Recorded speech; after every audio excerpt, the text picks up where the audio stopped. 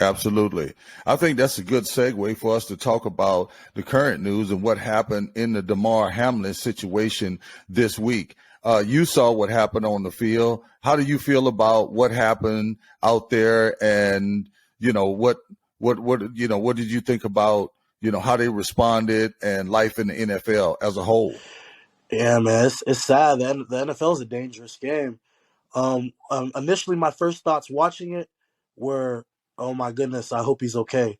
And then after the fact, I was really just amazed on how fast the medical staff attended to him. And then when more details started to come out, that he actually, might have passed away. That's what they say, quote unquote. You never really know what happened unless you were there. But they say he lost his pulse and they gained his pulse back and things of that nature. So, I mean, that's just an amazing job by the medical staff.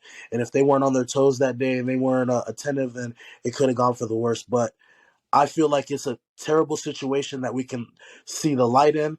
It's brought a lot of people together. It's brought a lot of money to his charity. And I mean, it's terrible for him, but that's football, and it happens sometimes. And we were all aware of being out there and what can happen on that football field.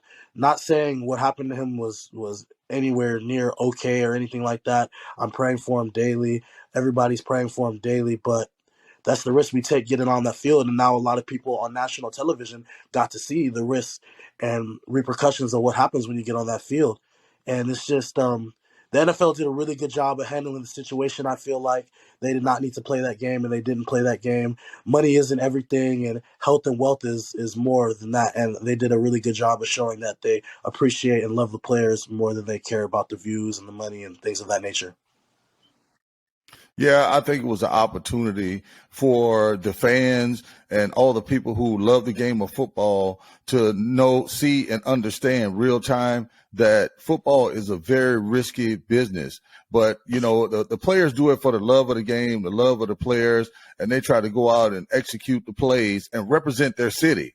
And now they had an opportunity to see how dangerous it really is in the NFL. And it's not the first case where they've had catastrophic injuries happen on the field. They have happened in the past.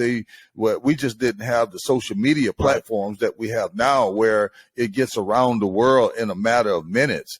And now everybody has an opportunity to be engaged in what's going on and evaluate, how people reacted after it went on. So it's a very dangerous game. And I think that preparation is the key, although I don't think he could have prepared any way differently than he had, to sustain that kind of injury. I think it was just a freak injury that happened. And I think that, it's a good opportunity for us to learn from that and increase the preparedness going forward in the near future. So I prayed for the gentleman. I prayed for his family. I was hopeful that, he was going to make it through and not just make it through, but have all his faculties about him where, he could walk and talk and remember and all that, because, it's still a long road ahead, but it could happen to you at any time. That's why it's so important to get your degree in school. And that's why it's so important to always remember that you're a student first and then an athlete, because now he's in a position where potentially the game could be taken away from him. So there's going to be some thought going on in the next couple of months about what his life is going to be like after the game of football. And hopefully that, he's thought about that prior to that happening, and he started to prepare himself. I know he has been doing some great things in the community. He had a toy drive that he was working on, and, thank God, people, sent money into his toy drive, and I think it's well over $1 million. He was asking for $2,500. So I think it's well over $5 or $6 million maybe at this point. But the support of the community, the support of both of the organizations was key and critical in that moment. And I give them a grade A for their efforts.